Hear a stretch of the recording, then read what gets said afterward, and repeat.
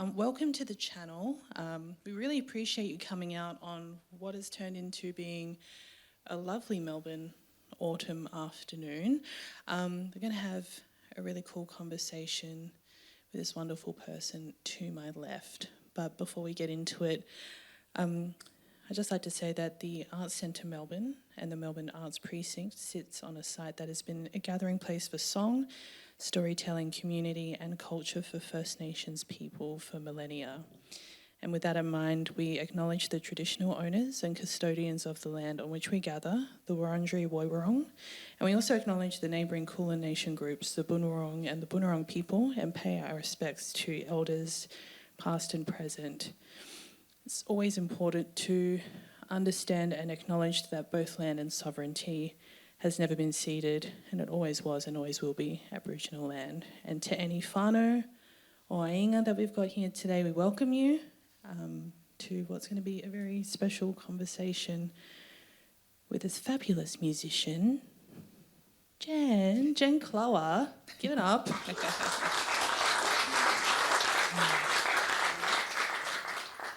My name's Sosefina Fuamoli, by the way. I always do these things and then I forget to introduce myself. It's not about me, it's about Jen. We are here to talk about what I think personally is possibly one of the most important Australian releases. Definitely this side of 2023, but I'm going to put it out there and say this year period. I Am the River is Me. Album number 5. Number 5, yeah. Yes, huge. It's important for a number of reasons. Musically, it's beautifully diverse, raw and evocative. But as we're going to find out throughout our conversation today, it's proven to be a bit of a homecoming record and a bit of a record of self-discovery. I guess maybe to begin with, Jen, if we talk about where this record sits within the wider body of your work, was making this record, considering this record in its final form, was it ever an album that you thought you'd make? Yeah, no, I didn't at all. If you'd said to me 5 years ago, Sos, that, I was going to be writing songs in Te Reo Māori, I just would have laughed at you, to be honest. It was so far away from anything that was on my radar. Mm-hmm. I didn't even really identify as Māori. Like, I knew that, I was Māori, but it didn't mean anything to me. Yep. And that sounds flippant. It did mean a lot to me, but I wasn't in relationship with it. Sure. And then I went to, I was back and forth to Aotearoa because I was born and raised here in Naarm. But I was back and forth to Aotearoa over the years, obviously, for Christmases and that kind of stuff. And then my mother moved back to take up an academic position at the Auckland University at the Māori Research Centre there. So they moved back to Aotearoa. And obviously, those of you who know my story, my parents both got sick and I went back and lived with them for a couple of years back in Auckland, Tāmaki Makaurau. So I'd had relationship with being back home, and I'd been up to the marae, the meeting house in Te Tai Tokerau, the Northland. But it was all just a bit, I don't know, like I just thought, these people are Māori, but I'm not really, And then I went out on the road with Tiny Ruins, which is a fantastic folk band that people may know from Aotearoa. And I was opening for them all around the Motu, the country, the islands. And I was doing a land acknowledgement because that's what we do here. I was getting up going, I just want to acknowledge the tangata whenua, of these lands. And I didn't even see myself. So it wasn't actually, and I'm getting I'm answering your question. Yeah, no. But it wasn't until I started working on an album with Alice Skye, who's a Wagaya and Wamba Wamba woman from out Horsham Way. I was helping produce her record, and she was singing in language, I think Wagaya language on that record, and was really in touch with being, you know, First Nations and bringing it into her music. And I think both that and my trip home on tour just brought up all of these questions. Mm-hmm. This is about 4 years ago. And I was like, what's going on here? Like, why have I erased this really significant part of myself? Yeah. You know, my matrilineal line of Māori women, my mother, grandmother, great-grandmother and beyond. And I think that's when the door started to open, and I started to learn a bit of the language, and once that started, it just took me right in. Yeah. Jen and I have spoken about the idea of feeling detached or sort of dissociated from our culture before. Both come from Adelaide, South Australia. Shout out. Which has a lot to answer for if I think back on it. I mean, clearly a lot of legends obviously come from Adelaide. But growing up as specifically Pacific Islanders in such a, it's a smaller town in itself, but it's very white, very, very white.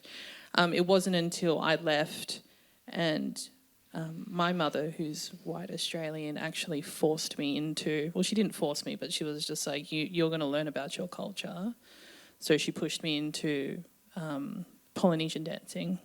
And I was surrounded by performers, live musicians, and that's where that was my entry point. So it was a really nice common thread when I discovered that, you know, art was a bit of a vessel for the both of us. But I remember the first few gigs I was doing, the feeling of imposter syndrome was crushing. And in my performance troupe at that time, I was maybe one of two performers who looked the most Samoan. So you feel that there's all of this added pressure to step up, and when you don't know the language, you haven't really had that connection, you feel like you're not worth it, or that it's not for you. Yeah. What was it like for you to, like you said, step into that space, step through that door and start learning the language, start sort of immersing yourself in a community that maybe you thought wasn't for you? Yeah. I mean, it's really interesting when you grow up in the colony, you know, and because I have fair skin, I was never read as an Indigenous person. Yeah. And, you know, what a Māori should look like, or what, you know, a Samoan person should look like. And I think a lot of what I had to do was really unpack, you know, would any of my ancestors look at me and go, look, I just don't think you're that Māori. You know? Let's try. But I don't know, like people kind of like got married and some of them weren't Māori. So, you know, how Māori are you? You know, like I think that's a beautiful way of looking at it, is like our ancestors, whether they're Irish, Croatian, Māori, don't look at us and go, yeah, but you're only a little bit, you know.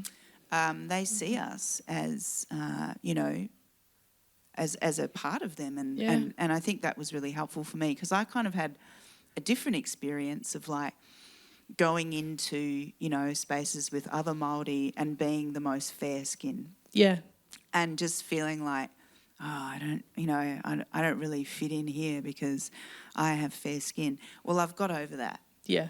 And I think you're kind of speaking to that as well, as like you kind of come to a place where I'm like, people can think what they want, Māori, non-Māori, about whether I'm Māori or not, you know, like best of luck, have fun with it, you know, like enjoy. Try and unpack my trauma for me, go for it. Right. It's layered.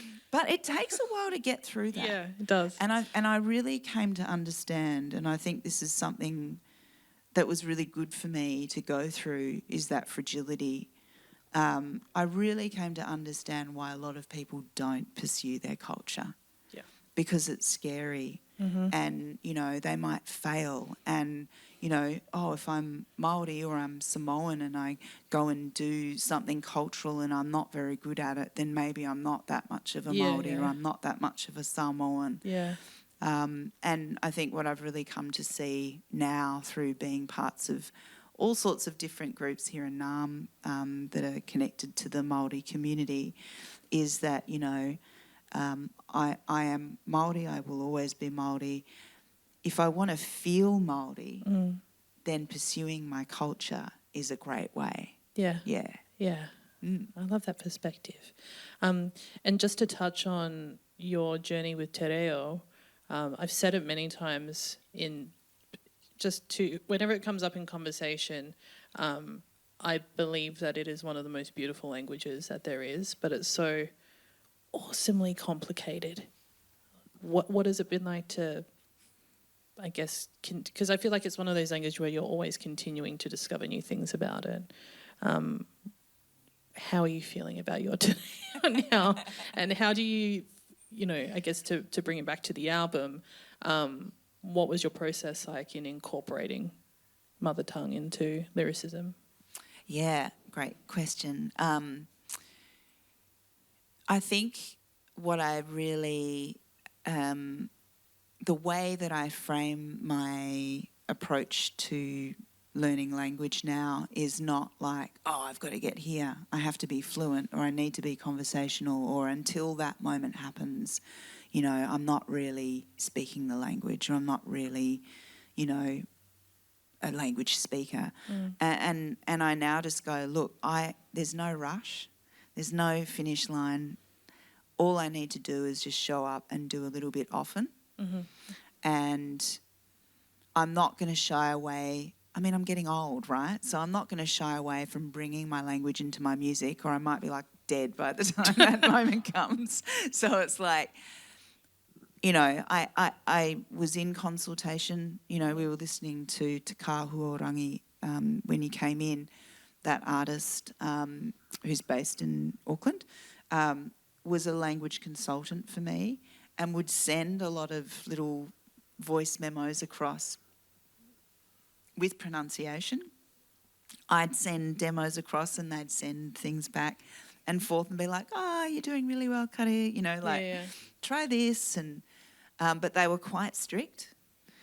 We sing a duet together in Te Reo on the album, and, I had to have a good go at that about 5 times, recording it until it got the tick of approval.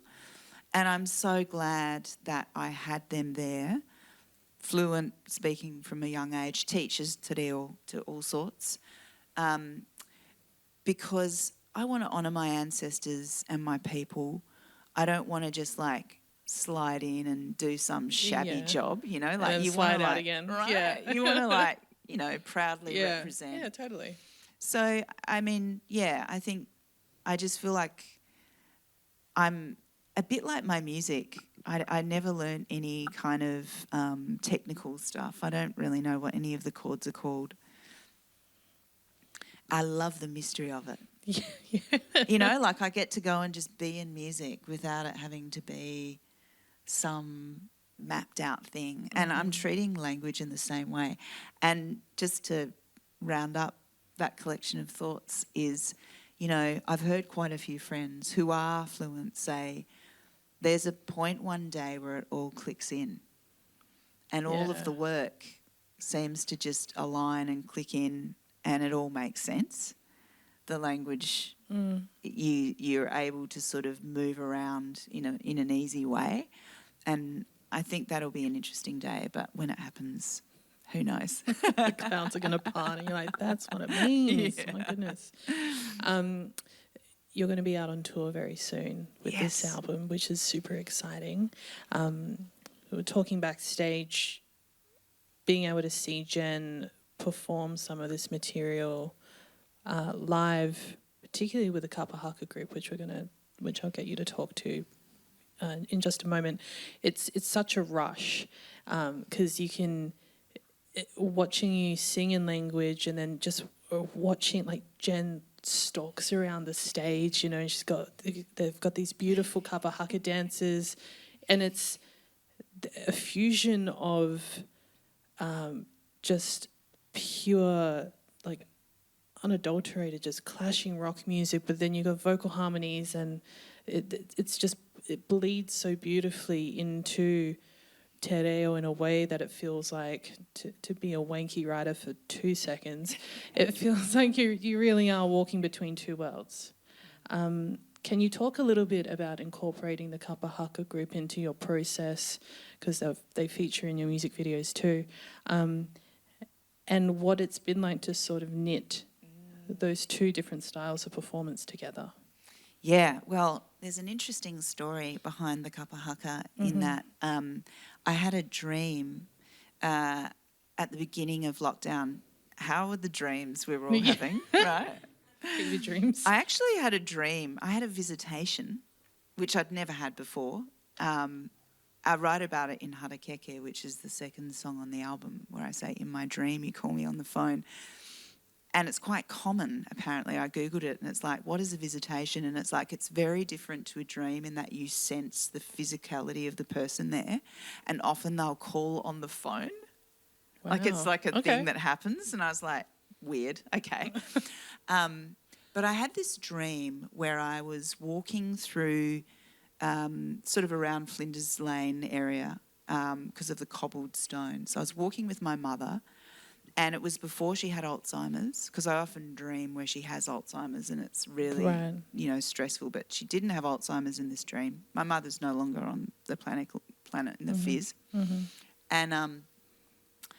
And we just had really good Chinese somewhere, and we were really good mates. Like, Mum and I, loved each other, but we were always a bit clashing. Like, I'm sure there's many mothers and daughters that can relate. But we were like, jovial, walking through the city. And then around the corner, this Kapa Haka group just came around the corner and started walking, and they were like coming back from an event. It wasn't like we were in the olden days or something. They were just like modern day Māori in Kapa Haka, and they were walking toward my mum, and they acknowledged her, and then I looked at her, and she had a tomoko, which she didn't have when she was alive. And I just woke up and I was really moved by the dream. And then I was like, I need to find if there's a Kapa Haka in Naarm. And so I went online and I found this Kapa Haka, and between lockdowns I went over and started doing Kapa Haka classes with them. Awesome. And just started to, get to know some of the people there. Then I joined a Moderator group, which is a Māori weaponry martial arts group, which I've been a part of now for just over a year. Amazing. And a lot of the people in both of those groups, they kind of work between groups. Anyway, when it came to that song, Being Human, the one that you were sort of talking about, I was just listening to it. We'd recorded it, and I was like, it just came into my mind, it'd be awesome to have a Kapa Haka just come in at the bit where I say I'm Māori Pākehā. Yeah. And then I just thought, let's do it. Let's just find out what happens. So I invited them into the studio, and they just put down the most amazing vocals, haka chants. And then my friend Tom, who was producing the album in Aotearoa, so we were recording between two countries. It's a big story. Literally I could spend 20 hours talking about this album. He sent me back the first mix, which was the band with the Kapa Haka mixed in. And I remember standing in my lounge room, and the minute I heard them, I just burst into tears. I had this and I've had so many of these experiences making this record, of just moved beyond anything I've felt before, just this ancestral connection. Yeah. This feeling of this is a very special thing that's happening, and I'm really just taking notes. I'm having the dreams, I'm having ideas that just come in. And then I'm having this experience, this visceral experience of hearing the work back. And again, that mystery of wow. And I think I had many of those moments making the album where I was like, this is so much bigger than me. Yeah. This album is so much bigger than me. And I know that it's healing and I know that it's medicine. Yeah. And it's medicine for me, but it's also medicine for everyone, not just Māori, not just Indigenous people, but everyone, you know, because we're all trying to find our way home, you know, in some way or other. We're all trying to find, you know, where is it that I sit in community, you know, how am I valued? And I think that, you know, my culture is just one of those places that could hold me in that way. Yeah. It's that feeling you talk about, it is very visceral, but also like when you allow yourself to have it, because it can be scary to be like, I'm going to be in this moment, allow that wave of emotion to take over you. I felt the same when I got my malu done, which is like this traditional Samoan tattoos. And I remembered laying there and I had my auntie call me the day before we got it done, and she sort of said, it's weird that you were talking about this because she said a similar thing. She's like, when you know, it'll click in for you. But she's just like, when you hear your grandmother calling, which is her mother, who's no longer with us, she's just like, you need to listen to her and you need to let that happen. And I was just like, come on. I'm like, I'm about to go through the most traumatic experience of my life. I'm not listening out for ghosts right now. And like 9.5 hours in, it happened. Wow. And I realized I was trying really hard not to cry because I'm like, as soon as I cry, then that's it. Then that's me at my most vulnerable. And I had my friend with me and she was holding my hand. She's just like, you need to let it go. Just let it go. And I did. And I had that moment and it was just, you feel like you leave your body for a second and you're just watching it all play out. And just the sense of relief that you get because it all makes sense, you know. I'm getting emotional already. No, it's this beautiful. Is but I think, I just want to comment on that though, because I think something that I've really realised, you know, is the dominant sort of norm or the dominant society that we are brought up in the colony, you know, the patriarchal, you know, Queen Victoria's England, body shame, all of it, you know, repress everything that's beautiful and individual about who you are. Also, magic is repressed, intuition. You know, like we come through lines, all of us could actually, you know, trace back lines where we had witch doctors, you know, where we had shamans, where we had people leaning in and going, listen to your dreams, you know, wait for that intuition. You'll know, you know, you'll know when you get the call. And I feel like Indigenous cultures are just that link, that living, breathing remembrance of how connected we are and how there's so much more than just what we see, you know. And I think like I really am open now to the signs, you know, like and I mean, even if it is a crock of shit, who cares? Like it's getting me through the day. You know what I mean? Yeah. Like, if it's helping. I don't even care if it's a crock anymore. I'm like, no. You know that voice that's like, that magpie isn't singing to you, you know, or whatever it is. It's no, it is. It is actually. And we're having a conversation and you know what? It enriches my life. And it connects me into these lands and it connects me into spirit, and it just helps things make sense. Yeah. And it's beautiful. And I think it's really important for us to stay open, you know, to that stuff instead of walking around going, prove it. You know? Definitely. Well, let's check out the visuals for Being Human, because we love a little bit of a slideshow / visual moment. I think we're changing the order up there. Are we? Luke, is it? It is the second one, Oh my goodness, I'm so sorry. That's okay. Look at me just throwing a spanner into I think the it's works. a good move considering we've just talked about it. Yeah, and then we can lead that into the second. Yeah. All right, I'm going to get out of the way. Yes.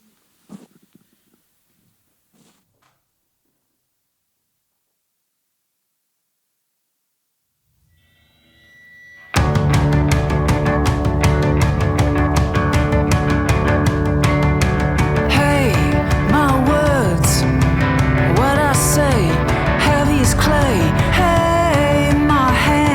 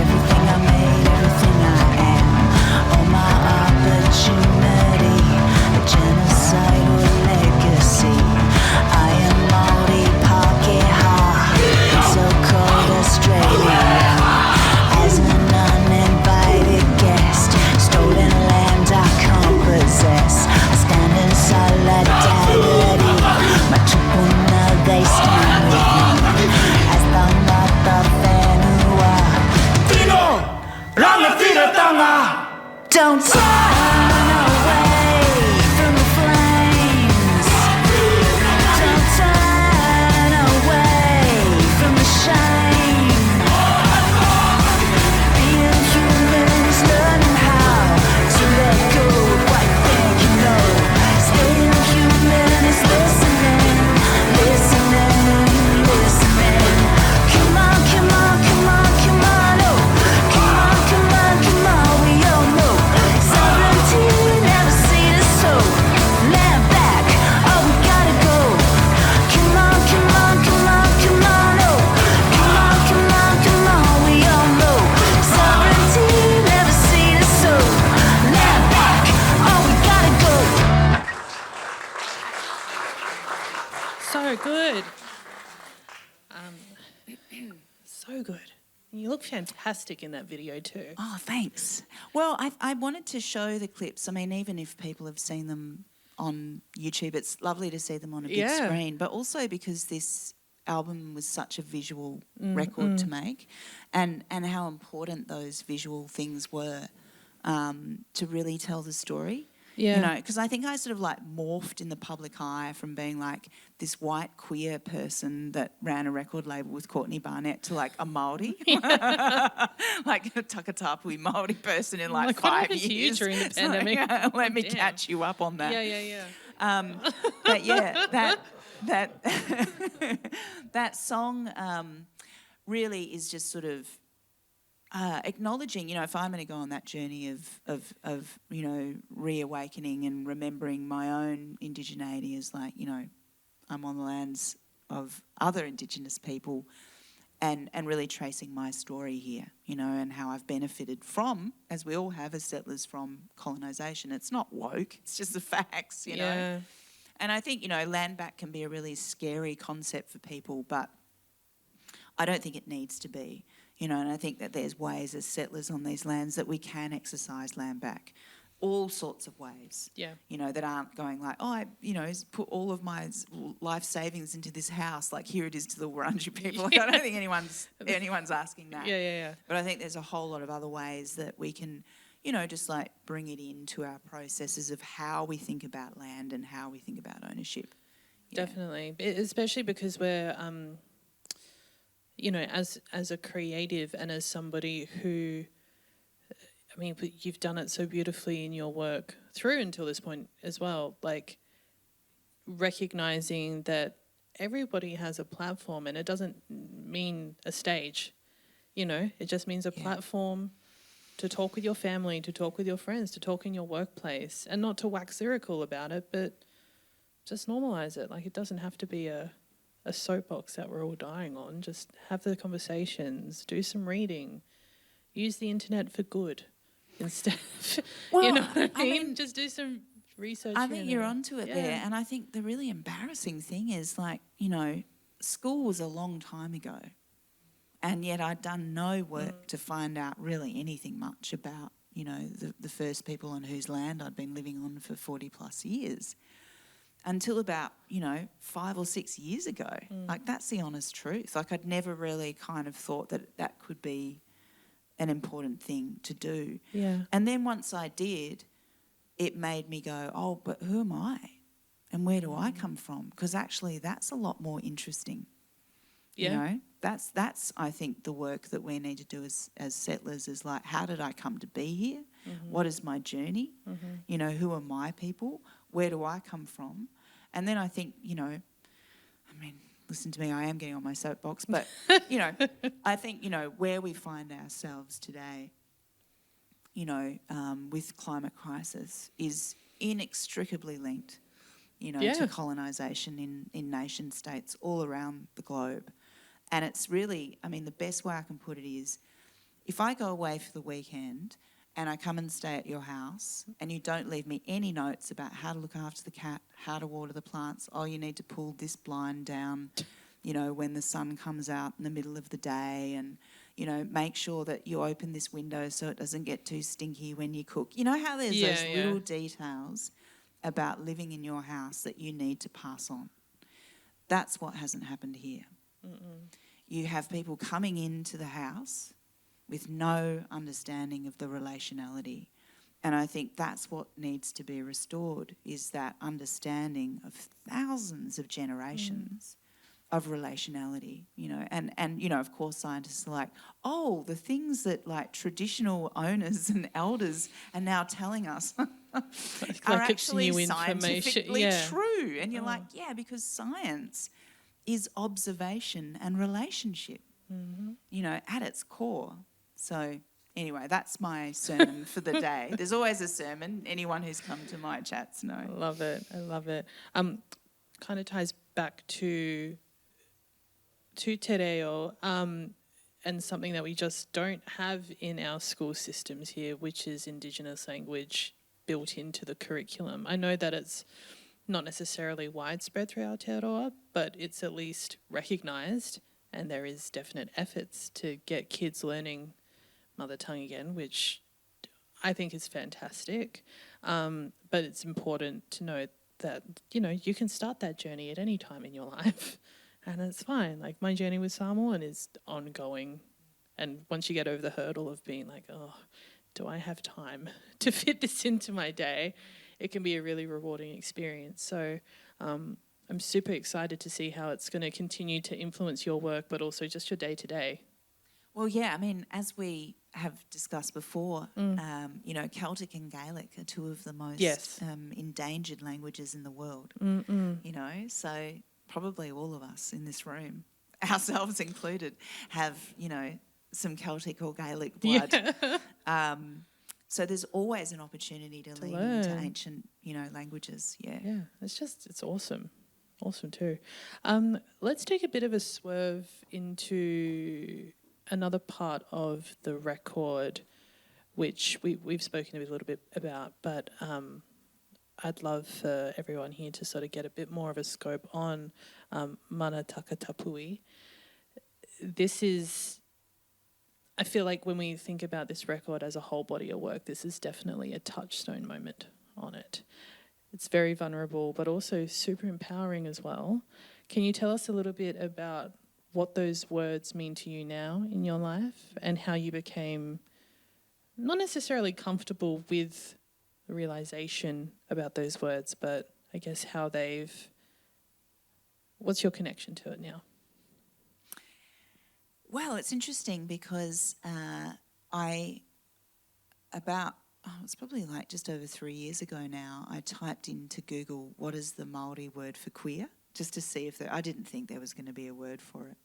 And then this word flashed up on the screen, takatapui, and I was like, what? There's a word?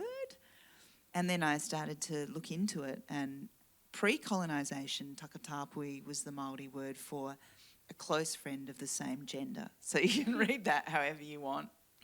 And then in the 70s, Ngāhuia, I think it's Awa Kotoku, I think I'm saying her name right, quite a famous lesbian, feminist Māori, kind of reclaimed the word takatapui and brought it back into usage. And I guess it kind of explains LGBTQI+. That's kind of its... But if you're Māori and you align yourself with that community, you're takatapui. And I just thought, wow, that's cool. And then the next day I was on a walk with a queer Samoan friend, and I said to them, I found out the Māori word for queer. And they're like, oh, what is it? And I was like, takatapui, and I said it for the first time, and I felt this real, full body again, those physical experiences of that word pertains to me. Mm-hmm. One word, like the genius of my people, the economy. Yeah. And mana is, I guess, a word used, I'm sure people are familiar with it, to describe, I guess your sort of ancestral strength, your personal, power, what makes you you. So mana takatapui on a personal level is like restoring that to myself. Because I was saying to you before, I turned 50 this year. I'm older. But I don't need to miss out on the things that I didn't have growing up. And I've really come to see that as like we all have the right to bring those parts of ourselves back into our bodies and our tongues and, you know, how we express ourselves. And so it's been really healing for me to, you know, I think a lot of us with gender, like that wasn't a conversation even like 10 years ago, really, was it? Like maybe in like real edgy kind of queer community. But, you know, I always knew that I felt really fluid ever since I was a kid, but I never had the language. So you just kind of go along and do your life. Now that I do have the language, I'm like, yeah, you know, I want to be the fullest, most realised version of who I am. Because I think when we are, we have the most to offer. Yeah, yeah. And again, we'll be watching the music video for this wonderful song as well. Can you tell us a little bit about the collaboration of finding community and incorporating these wonderful people into the visuals? Because it just looked, it looked like it was a lot of fun just to meet people on the same wavelength, you know, and just find that additional family. Yeah. But also it feels so confident, you know. Can you tell us a little bit about the process of making the video in particular, but just having this real thread of just empowerment that goes through it? Yeah. I mean, it's so funny that you say it looks really confident, because I wasn't initially going to be in the video clip. I was like, oh, I'll just find Takatapui people back home who have contributed a lot to Takatapui tanga, to community, and I'll have them in the video clip, and it'll just be a cool acknowledgement of their contribution to culture.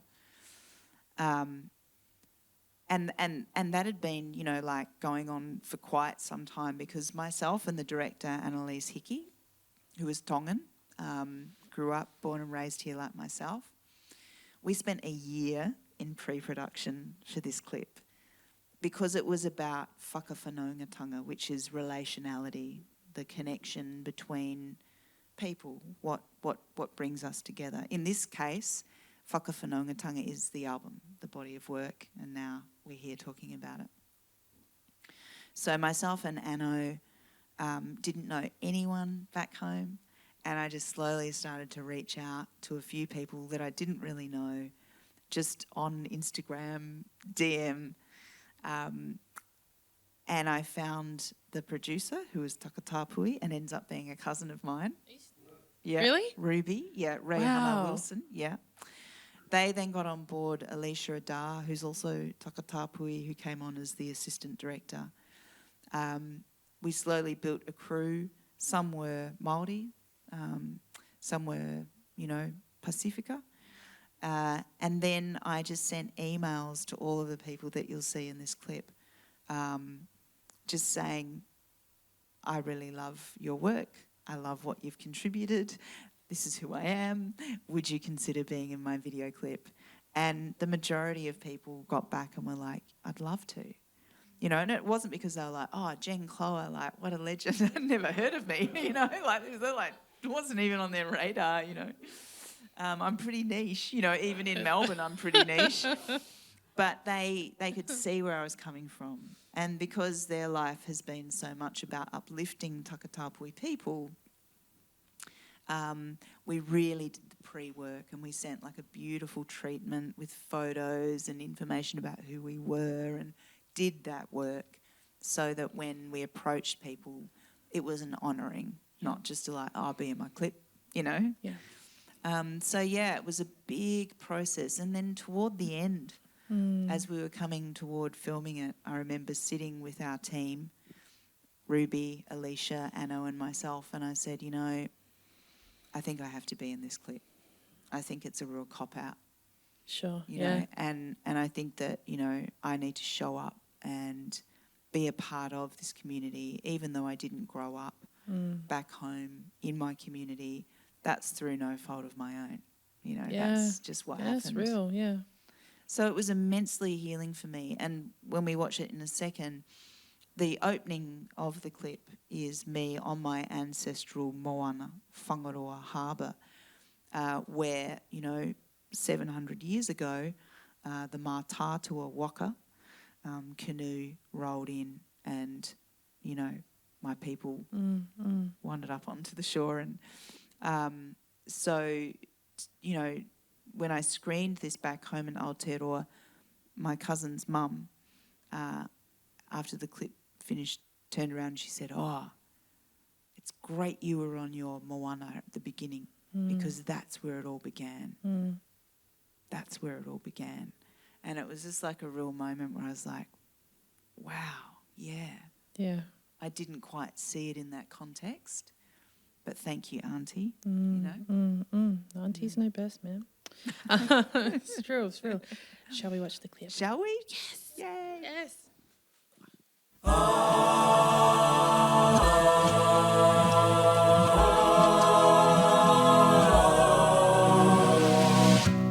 I know you're weak. I know you struggle just to blink. You held a queen and traded hood out for a joker. Now a gay like me, a gay like me is in your dreams. A gay like me is in your dreams and always will be. Hey, I know I still got a way to go, but I think I see. Aroha, mana takata pui ke roto i a koe.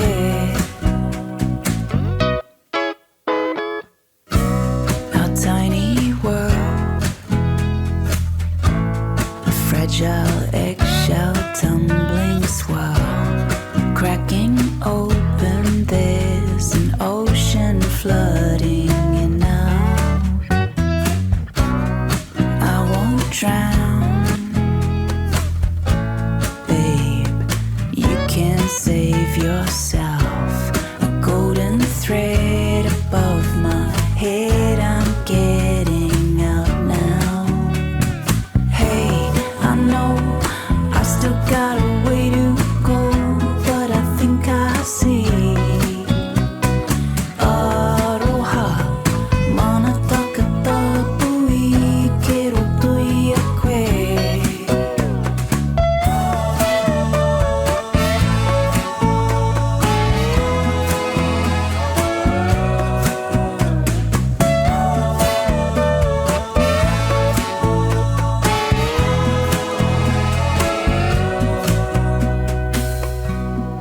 Big sad moon,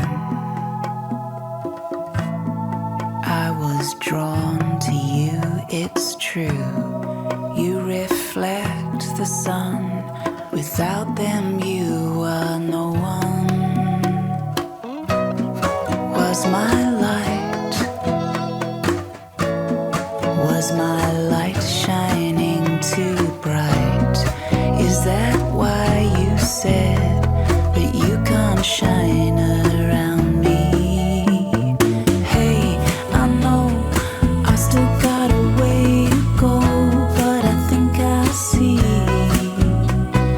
Aroha, mana takata pui ke roto i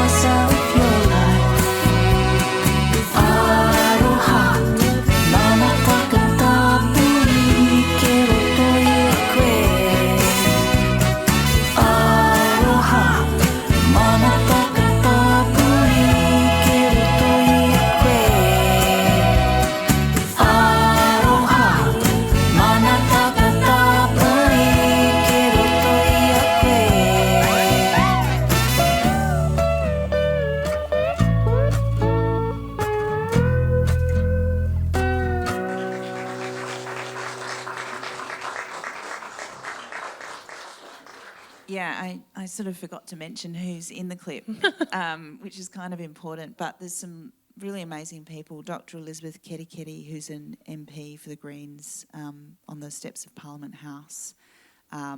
She started an amazing kapahaka, takatapui kapahaka tīwhanawhana, who you see in Wellington in front of that beautiful marae.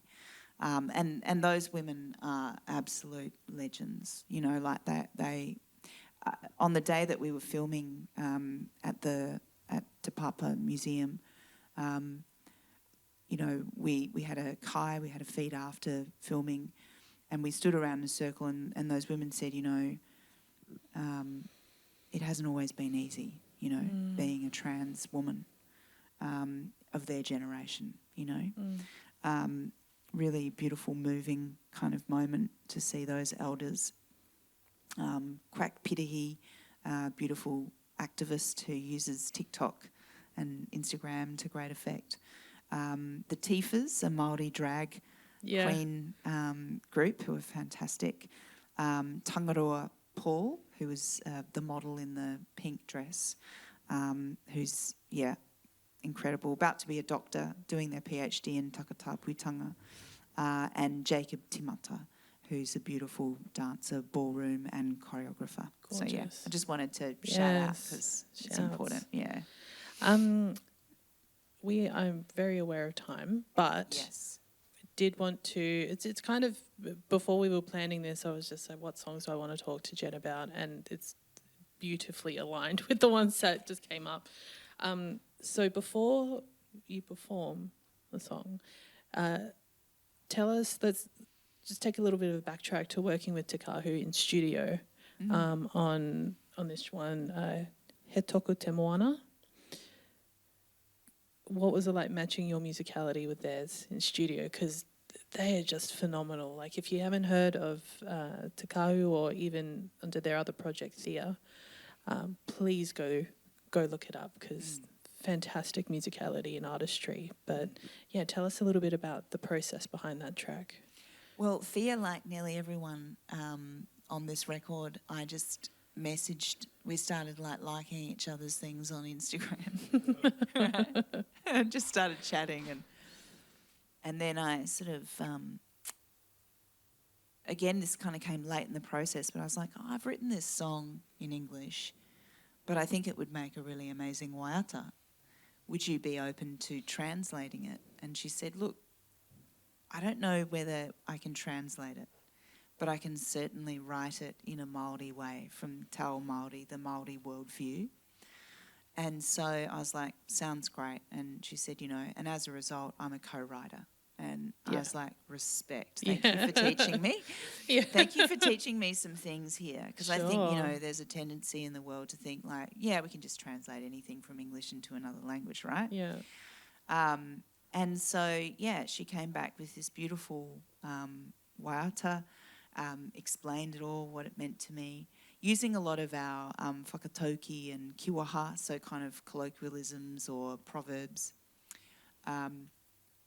And then I recorded it, and she, in Tamaki Makaurau, because it was over the pandemic, there was no way we were going to get together in the studio, she started to put her own sort of vocal harmonies, and she has this beautiful kind of ethereal quality. And that's kind of how it came to be. But exciting is that we actually got in a room after the pandemic, and we've got a live clip of us performing it together in this beautiful little church in Tamaki Makaurau, which is coming out with a podcast that I've been making. Yes, of course. Called Everybody's Trying to Find Their Way Home. And it's out in a few weeks, I think. And that's talking to other songwriters about their journey with language and bringing language into their songwriting. So, Jen's keeping busy. Busy. Are you ready for some live music? Some cheeky little live music? All right. Yay. I'm going to get off the stage. Do your thing.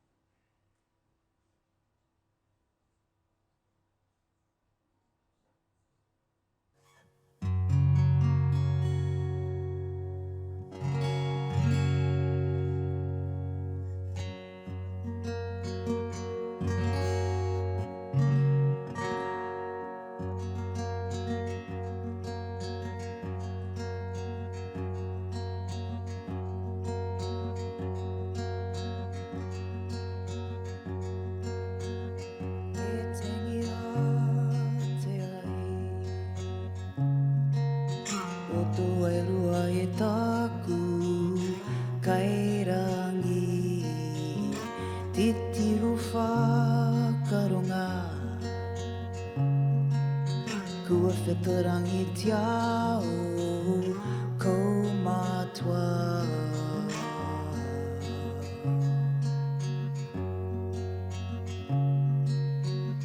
E toka tu moana e ka whiro koe I ngā tua tea e mape I moria kara hina he tō I pukare kia mō koe ki ngā kupu ao tātou tupuna.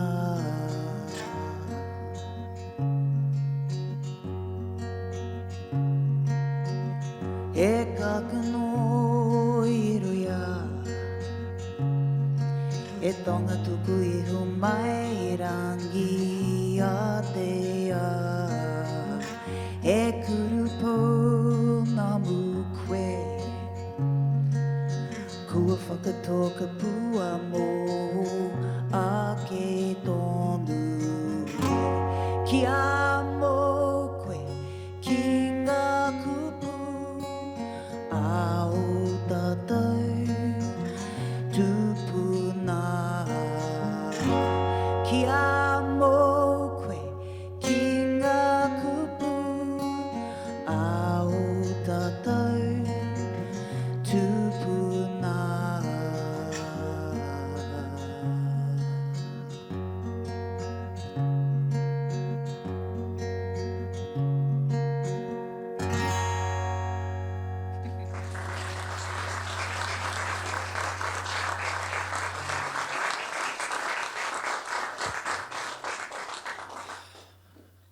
Special. My goodness. Thank you, Jen. Wow. Okay. I stupidly put that at the end thinking I could follow it. So, that's my bad. Before we wrap things up today, because we are in such a unique, intimate room, do we have any questions that you may have of Jen? Yeah. We'll just grab a microphone. 2 seconds. Hi, Jen. That was fabulous. You mentioned earlier before about language being medicine.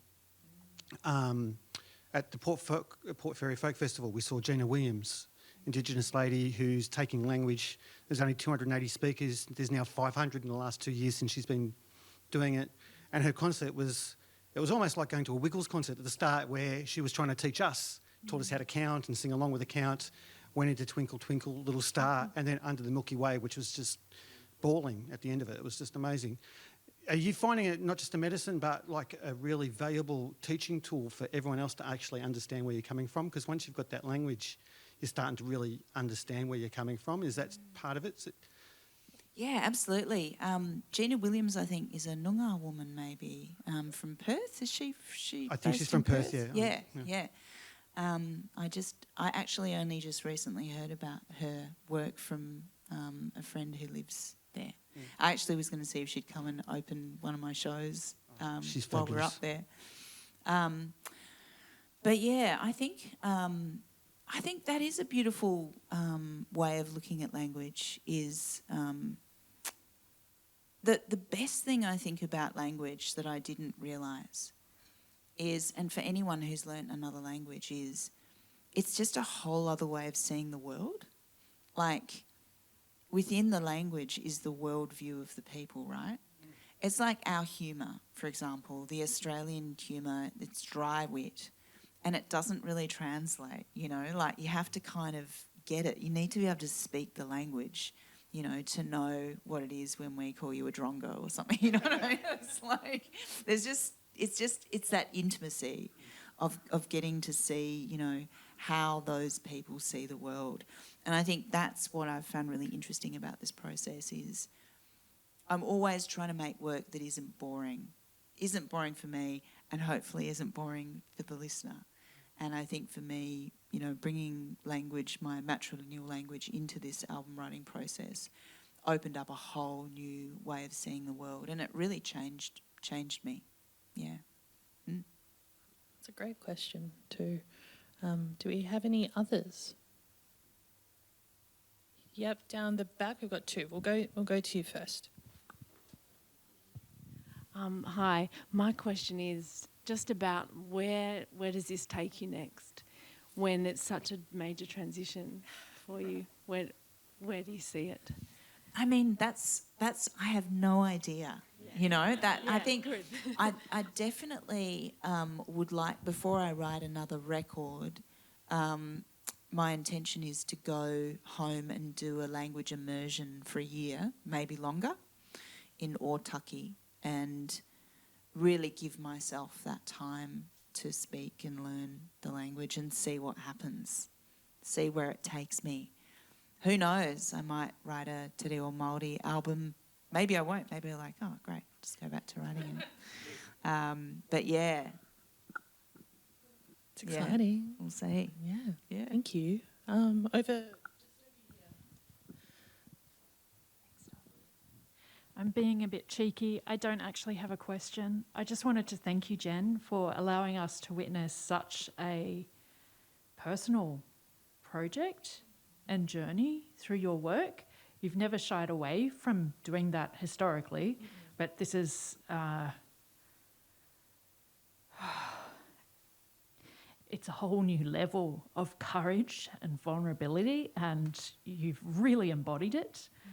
I see it and hear it when you speak and through the music, and it's just so fucking special. So thank you very much. Thank you so much. Clap for that. Thank you. Absolutely. We've got time for maybe one more. Does anybody? Yep. Okay. Hi, I was just wondering, have you toured the album yet over in Aotearoa? No, I haven't. We have shows at the end of July. So we're only playing in Auckland, Tamaki Makaurau and Wellington, Pornicky with the band. Because I'm not really a big deal there at all. So I can't really tour the whole country, you know, like play anywhere. I'm not Marlon Williams or Aldous Harding, you know. But, you know, we'll build up to it. But I think it'll be pretty cool to go and play it there. Yeah. Yeah. Awesome.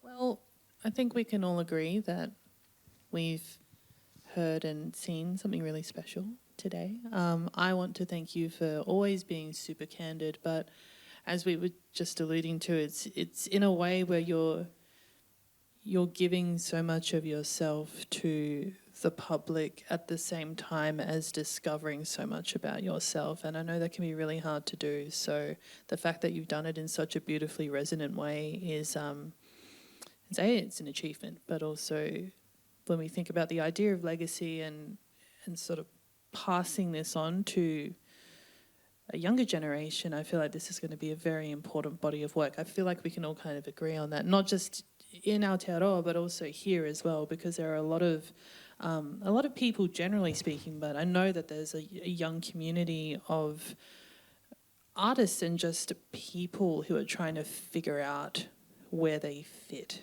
and where they belong here as society continues to change. So thank you on so many levels. But and thank you for today. I just love hanging out with you. I like to be selfish about this stuff. Please give Jen Cloher a big round of applause. Thank you so much to Tom and Simon and everybody here at Process Lab and the Arts Centre as well, and our wonderful Auslan interpreters too. Yeah, So great. Yeah. Thank you. Enjoy your weekend.